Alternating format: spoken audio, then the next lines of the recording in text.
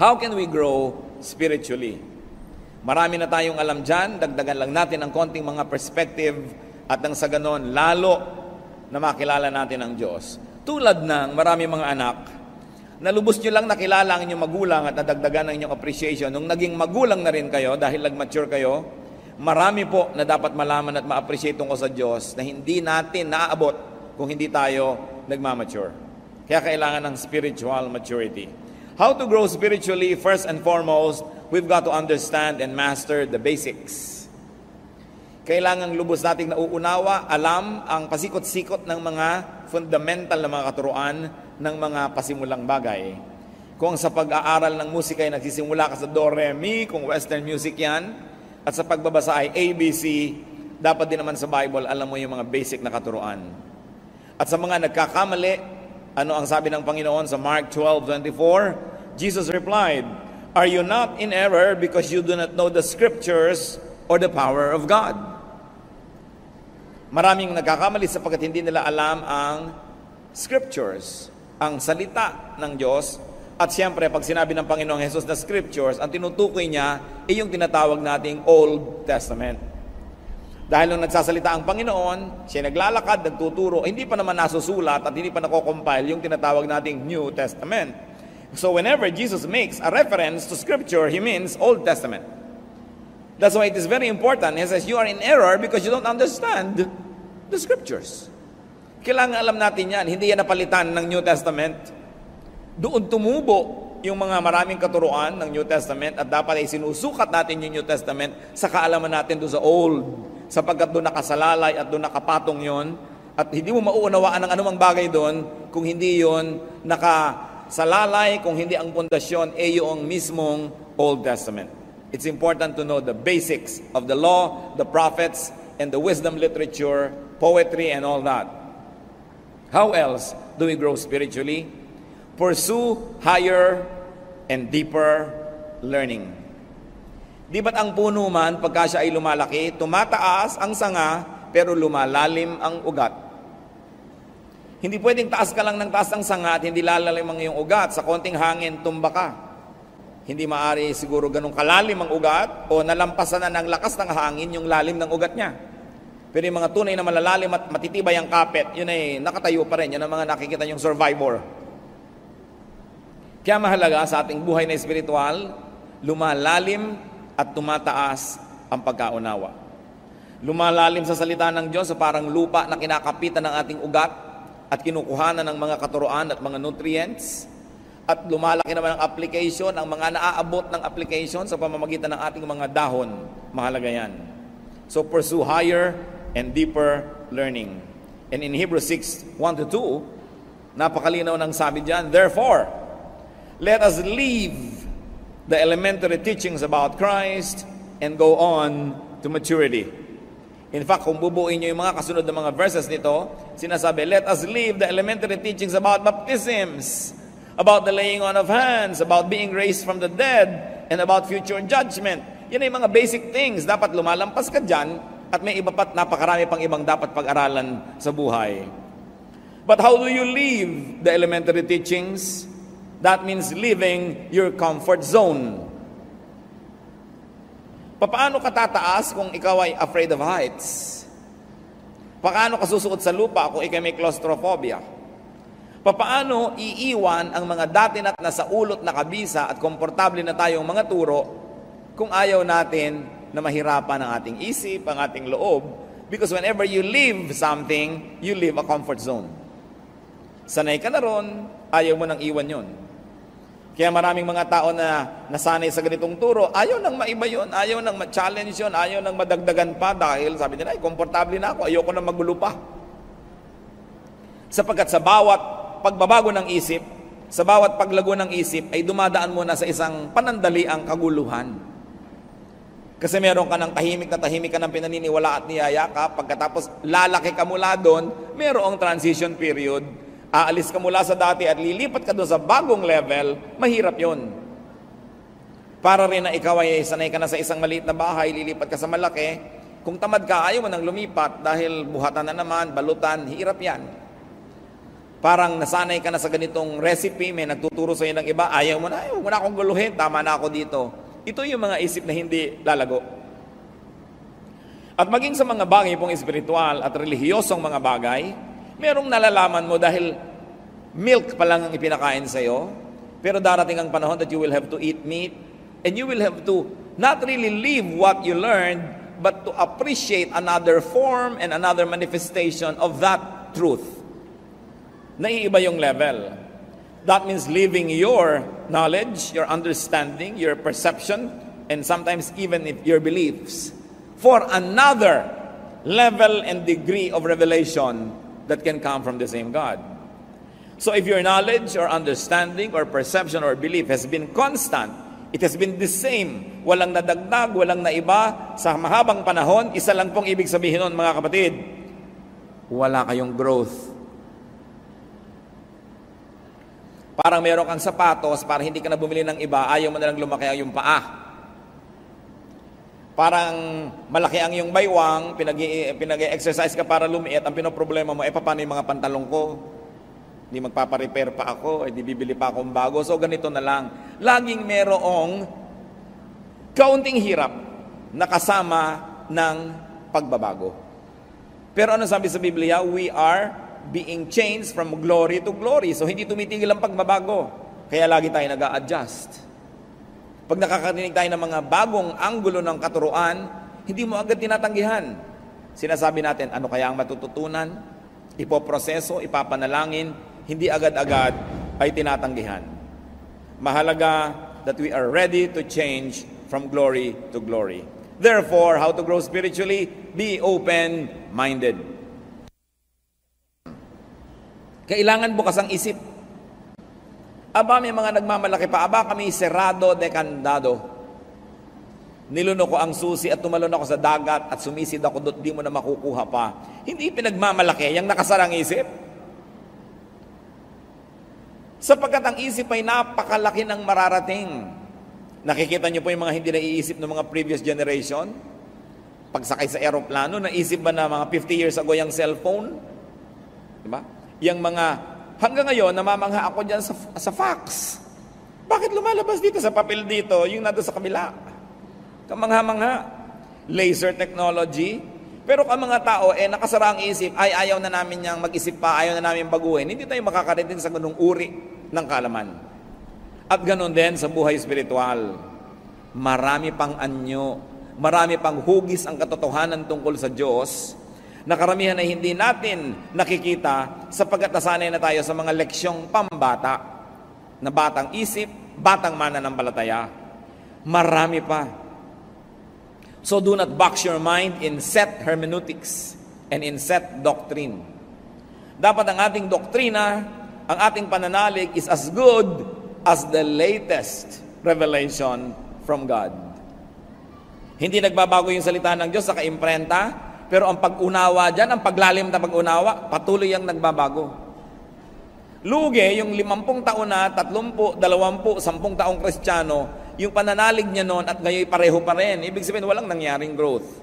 Acts 17:23, yung mga tao sa Athens, ang reaksyon nila kay Paul, nung may itinuro si Paul na kabago sa kanilang pandinig, when they heard about the resurrection of the dead, some of them sneered. Pinagtawanan nila. But others said, we want to hear you again on this subject. Hindi sanay ang mga Griego sa ganitong mga katuruan.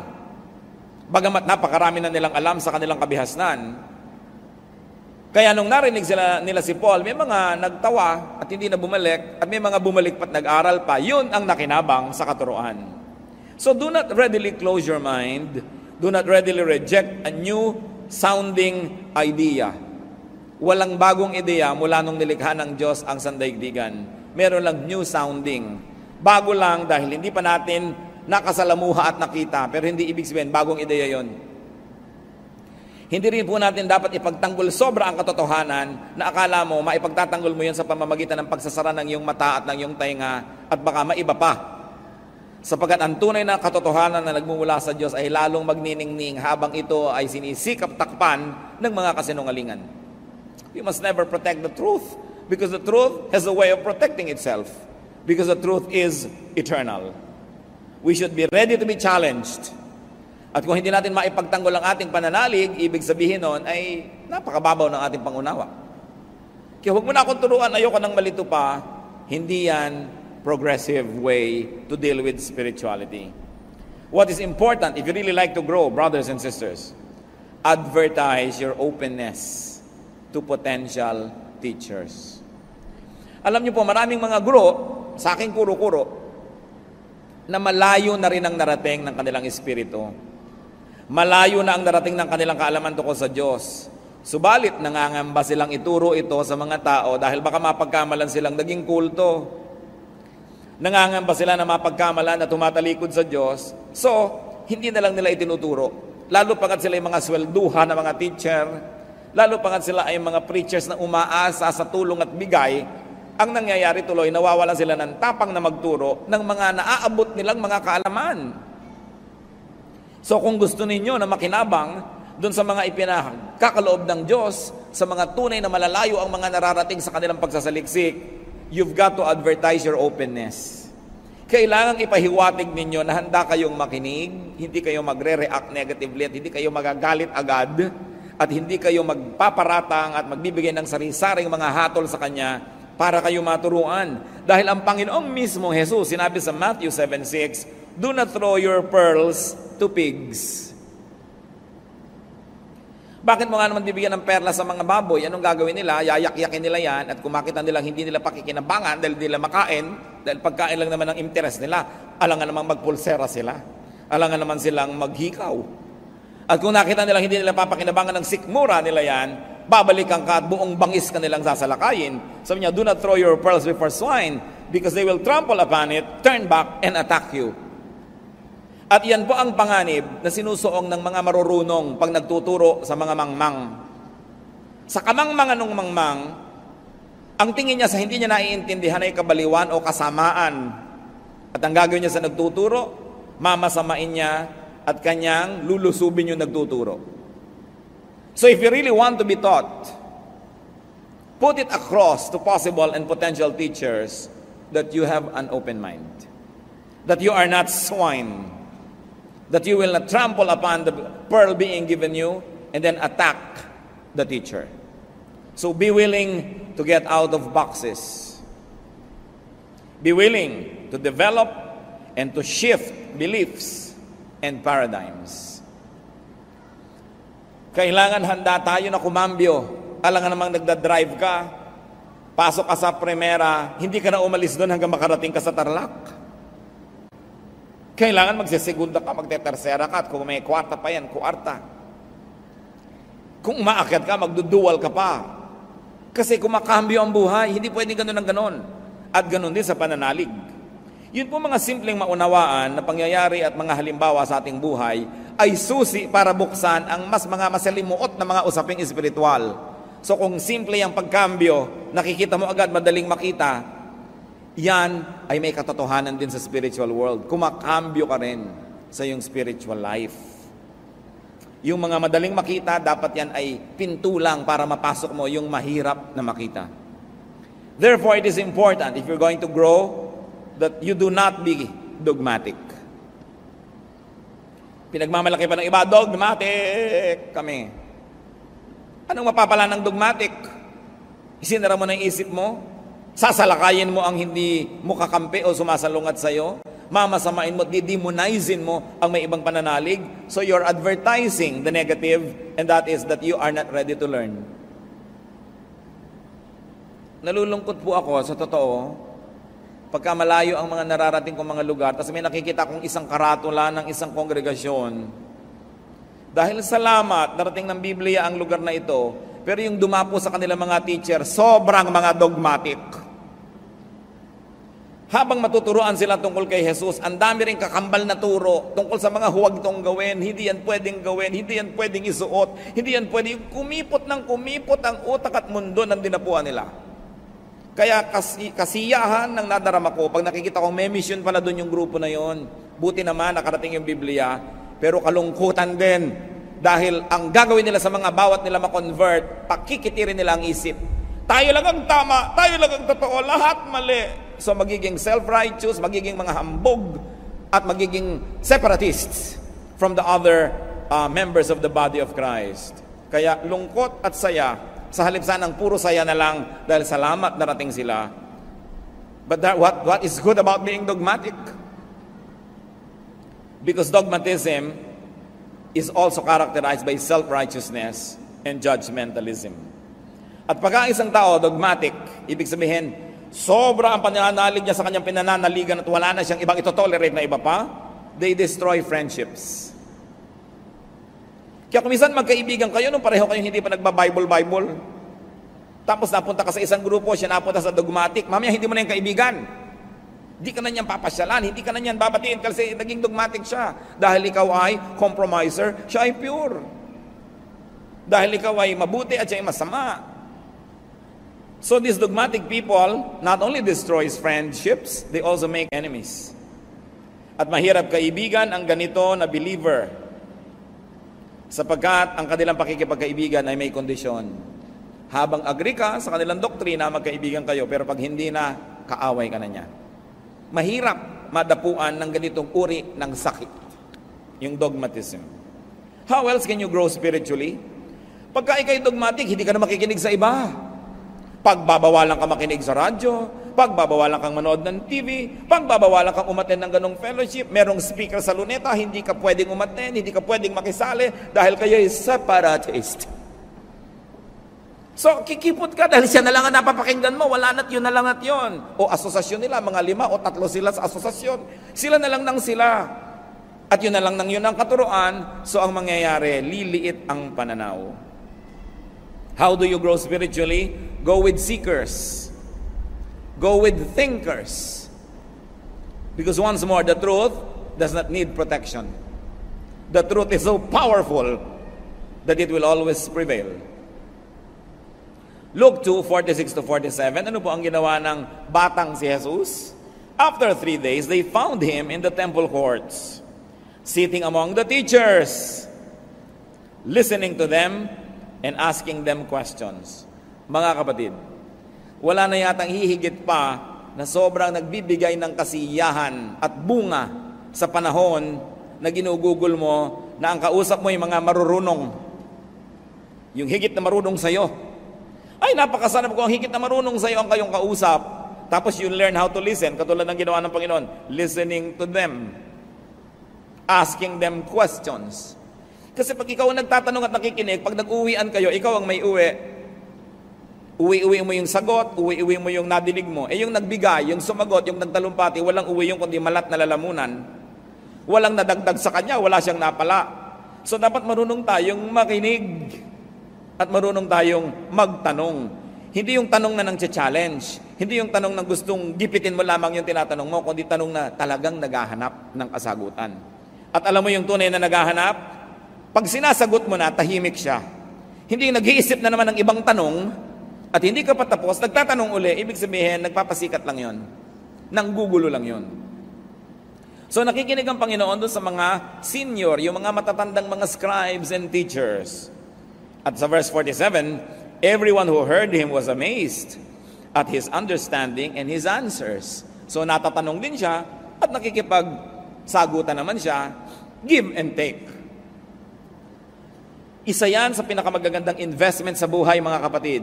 Yung nakikisalamuha ka at nakikipagkwentuhan, nakikipag-usap sa mga may alam. Sapagkat ang karunong ay nakakahawa, tulad din na ang kamangmangan ay nakakahawa. So kung ang gusto mo lang laging kausap ay yung ikaw ang bida dahil ikaw ang pinakamaraming alam, at the end of the day, bababa ang iyong kaalaman dahil walang nadagdag. Matthew 13:36, then he, referring to the Lord, left the crowd and went into the house. His disciples came to him and said, explain to us the parable of the weeds in the field. Ang Panginoon ay mahilig magbigay ng mga matalinghagang turo na hindi naman maiintindihan ng marami. Yung mga nagdudunong-dunungan, ayaw ipahalatang di nila naintindihan, so uuwi na sila na mukhang marunong, pero ang totoo ay magiging mangmang habang buhay. Pero yung tunay na naghahanap, kinikilala nilang kamangmangan, sasabihin hindi po namin naintindihan, pwede bang ipakipaliwanag at ipapaliwanag sa kanila? Those who ask look like fools for a moment, but they become wise forever. Those who don't ask look wise for a moment, but they remain fools for life. Kaya ang gagawin ng Panginoon, dahil ito yung mga masigasig, tuturuan niya.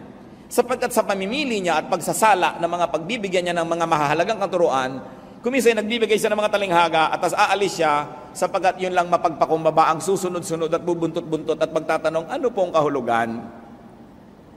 Uupo ngayon siya and with a little group will continue to explain. Sapagkat ginagantimpalaan ang tunay na naghahanap. Ngayon, baligtarin nyo yan. Go with the dogmatic.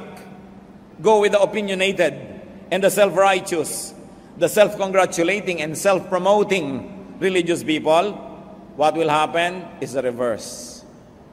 Liliit ang inyong isip, liliit ang inyong mundo, tinitiyak ko sa inyo, at mapupuno kayo ng yabang at galit sa kapwa. Yan ang bunga ng dogmatism. Another way to grow spiritually is to find the Master. Kailangan ating matagpuan ang Panginoon. And to find a master, a little m master, meaning a teacher. People who are on a higher plane of consciousness are important people to meet and to exchange ideas with.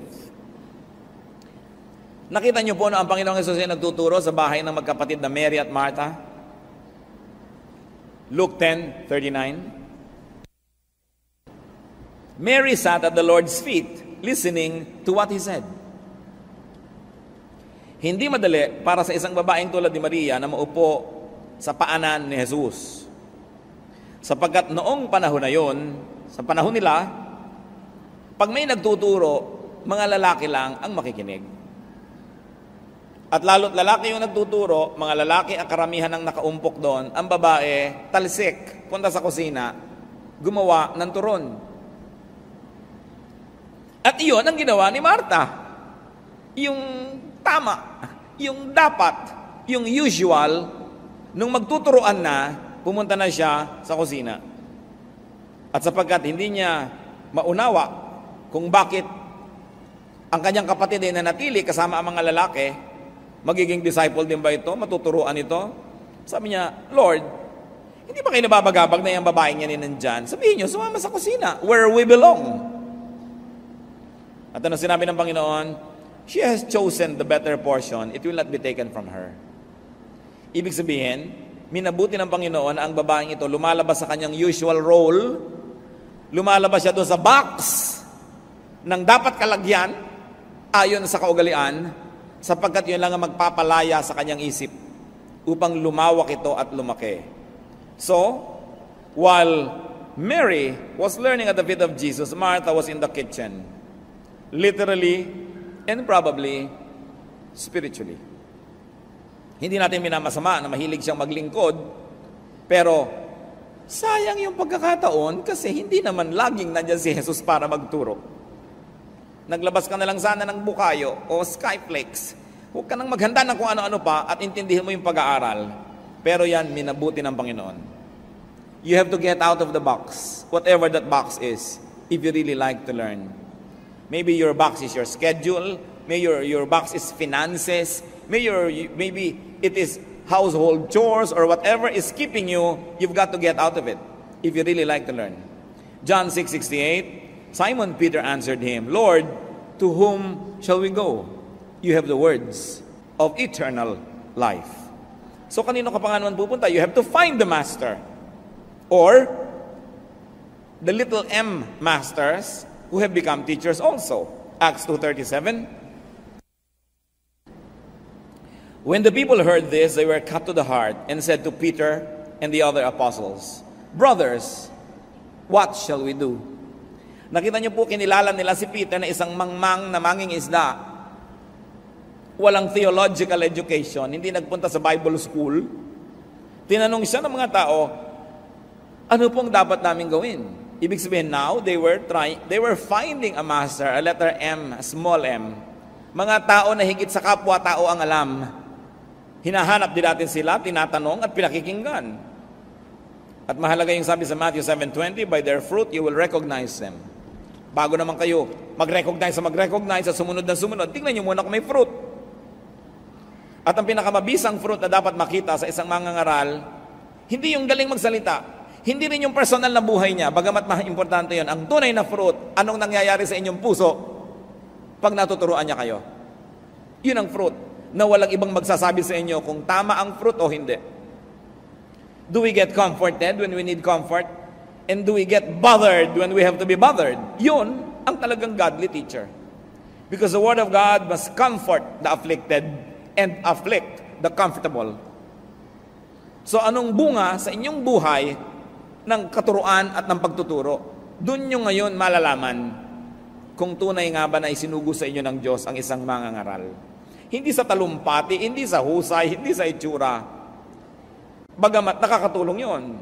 Hindi rin sa kanyang personal testimony, bagamat up to a point, importante. Pero ang mahalaga, anong talab sa inyo ng ministry niya? Yun ang bunga na dapat ay hinahanap. At ang pangako naman, Matthew 7:7-8. Ask, and it will be given to you. Seek, and you will find. Knock, and the door will be open to you.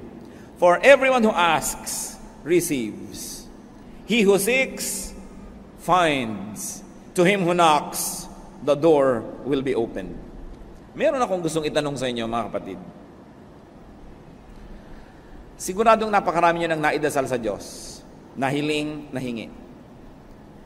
Nahingi nyo na ba na magpakilala siya sa inyo? Yung lampas at higit sa Christmas card. Yung lampas at higit sa nakikita natin sa mga bilin, sa mga magagandang greeting cards. Yung lampas at higit sa itinuturo ng pulpito o ng Sunday school, ng Bible study o ng Bible school. Nahingi nyo na ba sa Diyos na magpakilala sa inyo? Hingin nyo. Sabi, ask and it will be given you. Kadalasan yung tunay na Diyos, bago natin siya makita, dumadaan ang mata natin sa maraming mga lenses. Lenses ng relihiyon, lenses ng kultura, lenses ng intellect, lenses ng edukasyon, lenses ng kamangmangan, ng ating mga biases, kaya hindi na natin maaninag talaga yung Diyos. Nakita nyo yung Diyos, kung papakinggan nyo ang mga relihiyon, iba-iba ang itsura niya, iba't iba ang kanyang kaanyuan. At kahit mismo sa Kristyanismo, doon na lang tayo sa mga Bible-based evangelical churches, so to speak. Iba't iba pa rin ang madidinig mo na katuruan. Sapagkat kung minsan, ang pagpapakilala ng isang mangangaral tungkol sa Diyos, ayon sa kanyang hilig. Kaya kung mahilig siya magdasal, puro dasal ang ginagawa ng kongregasyon. Kung mahilig siyang magmisyon, puro misyon. Kung mahilig siya sa praise and worship, puro praise and worship ang ginagawa. Kung mahilig siya sa prophecy, puro prophecy. So huwag din kayong mabilanggo sa hilig ng inyong mangangaral. Dahil kapwa-tao nyo lang yon. Kailangan meron din kayong sariling hilig, may sariling pagpapakilala sa inyo ang Diyos na sinusundan ninyo, tinahabol. Sangayon man o hindi ang pulpito. Sapagkat ang relasyon natin sa ating may kapal, sa lumikha sa atin, ay personal. Kaya tingnan ninyo, pag napasama kayo sa kongregasyon na mahilig magdasal, puro kayo puyat na puyat, dasala kayo na dasalan, mga magdamag, no? Dahil yun ang hilig ng pastor. Kung ang napahilig naman niya sa charity, puro kayo charity, feeding the poor, puro street children, yun ang inatupag nyo sa buong buhay nyo.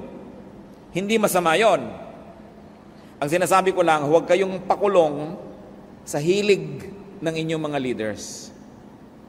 Dahil pag humarap naman tayo sa Diyos, personal at isa-isa ang pagharap. Kaya tatanungin ka, anong ginawa mo sa gift na ibinigay ko sa iyo? Hinabol mo ba ang mga ibinigay ko sa iyong mga pangako? Nilandas mo ba ang mga ibinigay ko sa iyong mga daan at doon ka dumaan o sumunod ka na lang ng sumunod kung kani-kanino sa daan nilang gustong puntahan? While the church is a general corporate direction because it is a body, you are not forbidden to pursue a personal growth direction. Hanggang hindi mo ginugulo yung church at hindi ka na pumipigil sa ginagawa ng church in a corporate way, malaya ka na sundan ng Diyos sa iyong personal na buhay. In fact, yan ay hindi mo lang kalayaan, yan ay isa nating tungkulin. Na hanapin ang Diyos at hayaan siyang mabuhay sa ating puso. Kaya ang tanong ko, nagkaroon na ba kayo talaga ng sincere, honest prayer to God and ask Him to reveal Himself to you? Diyos ko, sino po ba talaga kayo? Ano po ba talaga gusto nyo? Baka gusto lang naman ng pastor namin yung nadidinig namin. Yung ba talaga ang gusto nyo? Ito ba talaga ang turo nyo o ito lamang ang statement of faith ng Bible School na pinanggalingan ng aming preacher? Nakakahon po ba kami sa kahon ng iba o talaga bang diretsong itong kagustuhan nyo ang nalalaman namin o nasasala? Kami ba'y minamanipulate ng relihiyon? Kami ba ay minamaniobra at pinapaliko sa kaliwat kanan dahil yun ang mabuti para sa organisasyon o yung ba ang mabuti para sa amin? Kami ba'y mga spare part lamang ng makina ng church na dapat mag-function ang mag-function o end users din kami na minamahal mo? Ano ba talaga kami? Sino ba kayo? Yan ang mga magaganda mga panalangin. Hinibigyan mo po kami ng kotse, matanggap na pa sa trabaho ang aking anak, may magbigay sana ng pera dahil nasira ang aming bubong. Well, all of these are nice, but they are not the big issues of life. Because what is not important 10,000 years from now is not really important. What is not important when you face God is not really important. Anong mahalaga? Makilala natin siya. Maraming mga tatay hindi nakikilala ng kanilang anak. Malaki sana ang maitutulong ng ina kung ipakikilala ng ina na mabuti ang tatay. Halimbawa, malayo ang mga anak sa tatay, yung nanay nagsasabing, lumapit kayo sa aman nyo, mabait yan. Paangil-angil lang yan, pero hindi yan totoo. Hanggang ganun lang yun. Sige, lumapit kayo. Diba? Kasi kung ipinakikilala mong mabuti, makikilala eh. Meron kang isang kapatid na malayo sa ibang kapatid, pero dahil ang nanay mo, magaling siyang magpakilala, hindi ganyan ang kapatid nyo, kasi ganito lang talaga siya, nakikilala mo. Huwag kayong umasa sa pagpapakilala ng Diyos sa inyo ng pulpito. Dahil malay nyo, may limitasyon yun. Kilalanin nyo ang Diyos, diretsahan. Sapagkat available siya. Huwag kayong dumaan kung kani-kanino. Bagamat nakakatulong sa karagdagan nating pagkilala at kaalaman yung dumadaan sa mga nag-aral, naghanda, mga nag-review, pero huwag kayong umasa na lang sa kanila. Kaya ang mga malalaking tao ay may mga press corps, meron silang mga spokesperson, dahil yun ang nakakapagpahugis kung paano sila ipakikilala, kung paano sila ipepresent. Karamihan naman, hindi yun ang totoo, kundi media manipulation lang pala yun. Yun pala ay image lang at hindi reality. So, sino ang Diyos? Gaano kalalim ba ang pagkakilala natin sa Kanya? Ano ang alam natin tungkol sa Kanya? Liban sa sinasabi sa atin ng mga nagtatalumpati at nangangaral. Alam niyo po ang isa sa mga pinakamahalagang paglalakbay ng tao. Siyempre, pag maglalakbay, may pupuntahan. Ang pinakamahalagang paglalakbay, yung makilala mo ang Diyos. Yung papunta ka sa Kanya, palapit ka ng palapit sa Kanya. Maraming mga hadlang dyan. Kung minsan, relihiyon pa yung hadlang. No? Dahil misrepresented. Maraming mga tao nagtatago sa likod ng pangalan ng Diyos para magsamantala sa kapwa. Para manghut-hut sa kapwa. Maraming mga tao nag-a-abuse in the name of God. So, hindi mo makikilala ang Diyos kung aasa ka doon. Kailangan ng sariling pagsisikap. At ang pangako ng Matthew 7:7-8, sino mang nagtatanong ay sasagutin. Sino mang kumakatok ay pagbubuksan. At sino mang naghahanap ay pagbibigyan, pagpapakitaan, tuturuan, pagkakalooban. Kanya-kanyang sikap. Huwag niyong iasa sa iba. Lalo yung personal na pagkakilala sa Diyos. Pero, kung kayo mangangahas na magtanong at humiling sa Diyos na magpakilala siya, dapat handa kayo to deconstruct your other religious ideas about God when God really reveals Himself to you. Because most of the things that are in our minds were put there by religion. Sometimes well-meaning, sometimes not. Kaya handa ba kayo na makilala talaga ang Diyos? Another way to grow spiritually is to be discreet with special knowledge. Ang Diyos naman kasi, kung handa ka, tinuturuan ka, kung open ang iyong mind, dahil open, may papasok na karunungan. Pero hindi lahat ng karunungan na ito ay para sa bala na, para sa kahit kanino na lang. Because there's really uncommon and sometimes hidden knowledge. Marami, maging si Jesus, marami siyang misteryo. Habang sinabi niya, pag mananalangin kayo, iksian nyo, di ba? Pero bakit minsan magdamag siyang nananalangin? Tapos sinabi niya, pag mananalangin kayo, magkulong kayo sa kwarto nyo. So ine-encourage niya yung personal na pakikipagniig sa Diyos. Ano kaya mga ipinanalangin niya, yung magdamag? Ano kaya yun? Hindi natin alam. Pero subukan yung manalangin ng ganon. Walang agenda, walang hinihiling, walang hinihingi. Nakikinig lang kayo sa tinig ng Diyos. You will have a glimpse. You will have a clue as to what it means to really pray in spirit and to pray alone. Well, it is good to pray with your fellow believers, but it must never replace personal prayer. At yung personal prayer na hindi lang binasa nyo sa inyong devotional guide, na 1 minute with God every day, parang gano'n na lang. Pati babasahin nyo, nakalagay doon, yung isusulat nyo, nakalagay doon, yung conclusion, nakalagay na rin doon. Anong napalan nyo? Diba? Para lang tayong elepanteng tumuntong sa bola. Para hindi mo na kailangan ng utak mo para gawin yun eh. Kailangan mo lang nasanay ka, tinrain. Pero yung mananalangin ng walang agenda, so that it is the agenda of God that will prevail, that is an experience. Yung panalangin na walang performance dahil nag-iisa ka lang, hindi mo kailangang habaan kung hindi na kailangan, hindi mo kailangang iksian kung kailangan iksian, dahil wala ka naman pinangingimi ang tao. So kadalasan nga, mahirap pa yung may kasama kang nananalangin. Dahil kailangan maintindihan pa nila, Diyos ko, ang aking pong nanay nasa ospital, o operahan po siya bukas, kailangan po niya ng dugo. Gusto mong tapikit. Teka nga, bakit mo sinasabi yan sa Diyos? Di ba alam ng Diyos yan? Oo nga, alam ng Diyos, pero hindi alam ng mga kapatiran. Pues sabihin mo na sa kanila bago ka manalangin para alam nila yung background. Dahil sino ba talaga kausap mo? Ang kapatiran o ang Diyos? Nakakalito ka. Kaya yung public prayer, marami yan pitfalls, maraming danger because sometimes it becomes performance. At may mga mananalangin pa, pag manalangin, oh, Amang Diyos, bakit naiiba yung boses pag mananalangin? Tingin mo nga, may mga panalangin.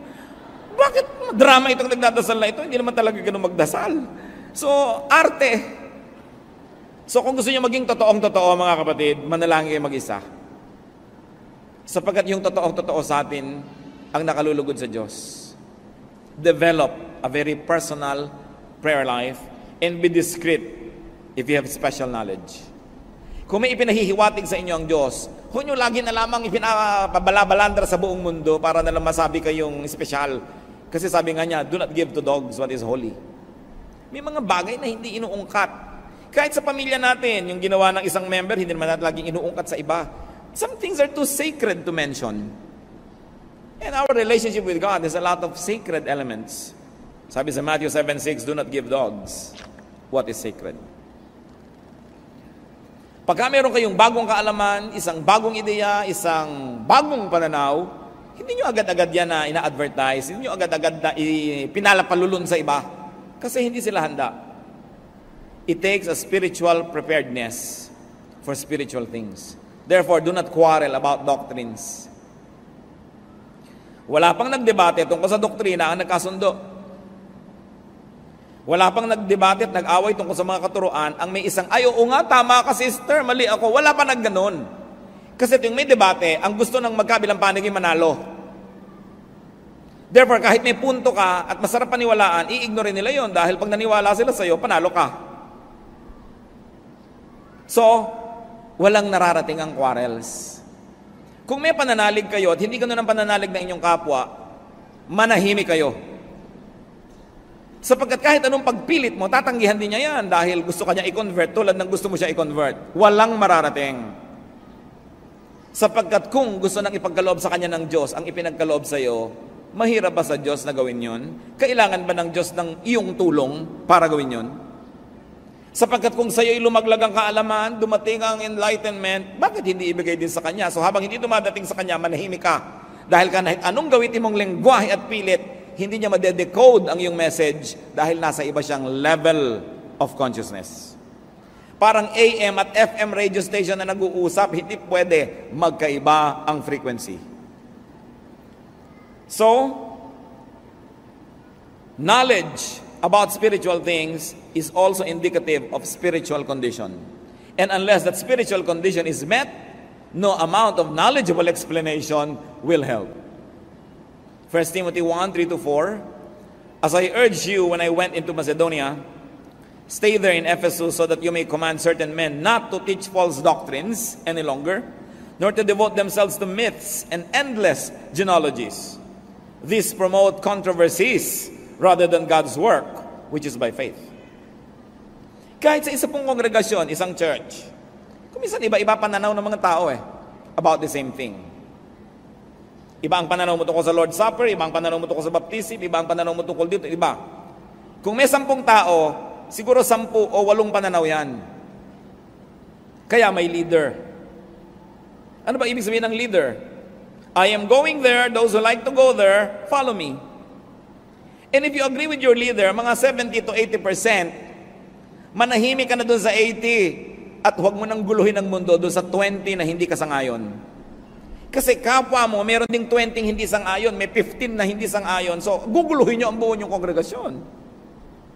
Ngayon, kung talagang yan ay mahalaga at ipinagkaloob sa inyo ng Diyos, mahirap bang ipagkaloob din sa iba? Ang mahalaga sa isang organisasyon may unity. And I say, if you agree 75 to 80%, malaki na yon. Huwag niyong asahan na mag-agree kayo 100%. Si Paul at si Peter nga nagbabangayan tungkol lamang sa circumcision. No? Nagkakagulo-gulo yung mga Christian leaders kahit nung unang panahon. Nagtatalo-talo yung mga disciple kung sino uupo sa kaliwa at sa kanan ni Jesus. So, huwag niyong asahang mag-agree tayo lahat sa lahat ng bagay. Hindi mangyayari yon. Ang mahalaga, generally speaking, are we agreed on the general direction of the spiritual journey we like to take together? Then we protect our unity from all of these issues so that we will continue to move forward. It is important. Walang mag-asawang agree on everything. Sa tabang at asim ng sinigang, hindi sila nag-agree. Siyempre, ang nakakapangyari, nagluluto. No? Agree na lang na agree kumakain, pero hindi kumisan siya agree doon. Hindi nangyayari yun, so huwag niyong isipin na mangyayari yun. Kaya sa mga bagay na pwede namang isang ayon na lang natin o itahimik, manahimik. Because in a church, in a spiritual body, unity is paramount. At yan ang gusto laging attack ni Satan, pagkagugakuluhin kayo sa mga maliliit na bagay. Siyempre, doon saan naniniwala sa maliit na bagay, sa kanya malaki yun. No? Kaya nga, willing siyang makipagpatayan dahil malaki yun No? Meron bang lebedura ang harina sa Lord's Supper o wala? Ano ba talagang ikli at haba ng buhok ng babae? Magpapantalon ba't hindi? Ako, nagkakagulo ang sinukob sa mga issue na yan. No? Isa natin sigurong dapat tingnan, pag hindi ginawang issue ni Jesus, hindi issue yan. No? At ano bang tunay na issue kay Jesus? Kababaang loob, kabutihang loob, pagtulong sa mga kawawa. Yun ang tunay niyang issue. Sabi niya, yan ang dakilang pananalig. Hindi ko ano ng mga doktrina na inimbento ng mga sumunod sa kanya, mga disipulong bangayan ng bangayan. Ano ba talaga ang turo ni Jesus? Anong minalaki niya, malakihin natin. Anong di niya pinansin, hindi siguro din dapat pinagpapapansin. So, do not quarrel about doctrines. When you have disagreement, you say, oh well, iba-iba tayo ng spiritual angle and spiritual level at this time, so let's put it in the freezer. Huwag niyo naman sasabihin, magkaiba tayo ng level, mataas ako, bababa ka, dahil away na naman yun. Basta magkaiba tayo ng pananaw ngayon. Importante ay tanggapin ang isa't isa. How else can we grow? Meditate. Sabi sa Psalm, on your law I meditate day and night. Hindi sapat na nakinig kasi listening yon. Hindi sapat na nagbasa, reading yon. Iba yung meditation. Nananahimik lang tayo at hinahayaan nating akayin tayo ng Espiritu ng Diyos kung saan tayo gustong dalhin sa ating pag-iisip. Ihayag ang gusto niyang ihayag, ipaliwanag ang gusto niyang ipaliwanag. Siya ang nasusunod sa meditation, hindi tayo. Sa reading, yung mata natin, kung sa mo dalhin, yan ang binabasa. Sa listening, kung kanino mo ituon ang tenga mo. So, sa meditation, you let the Spirit of God lead you. Kaya napakahalaga po sa spiritual growth yung meditation. Dahil dyan ibinubunyag yung mga hindi natin sukat akalaing maintindihan pala natin. Hayaan natin ang Espiritu ng Diyos. Psalm 119:27. Let me understand the teaching of your precepts, then I will meditate on your wonders. Psalm 37:7. Be still before the Lord and wait patiently for Him. Be still, be quiet, and let God speak to you. Kinausap niya yung mga propeta nung araw, isinulat, binabasa natin ngayon. Pwede ka rin kausapin ngayon nang hindi nakasulat dyan, kausapin ka. Kaya lang, huwag mong gagawing doktrina para sa lahat yung sinabi sa'yo. Kasi sa'yo lang yun sinabi. Hindi kinausap ako ng Diyos, ang sabi, pautangin mo ako. Aba, ba't ako nasangkot sa usapan yun ng Diyos? Kung papautangin kita, dapat ako kinausap na pautangin mo si ganon. Ikaw palang kinausap, ba't mo ko isasali dyan? So, ang mga personal na revelation ng Diyos, nagre-reveal pa rin ng Diyos, hindi naman siya nagbabago Pero hindi mo dapat gawing doktrina para sa lahat. Yun ang panganib. Yung personal na sa'yo, gagawin mong doctrine. Sa'yo lang yun. I-apply mo lang yun personally. But don't force others to get into that situation. Psalm 63:6. On my bed I remember you. I think of you through the watches of the night. So may first watch, second watch, third watch, fourth watch. Kasi hinati nila ang gabi into 3 hours. So 3 times 4, yun yung 12 hours of the night. Kaya may mga fourth watch, ibig sabihin yung mag-uumaga na, ayan na, tapos ang paghihintay. So marami mga watches of the night. So sabi niya, I think of you through the watches of the night.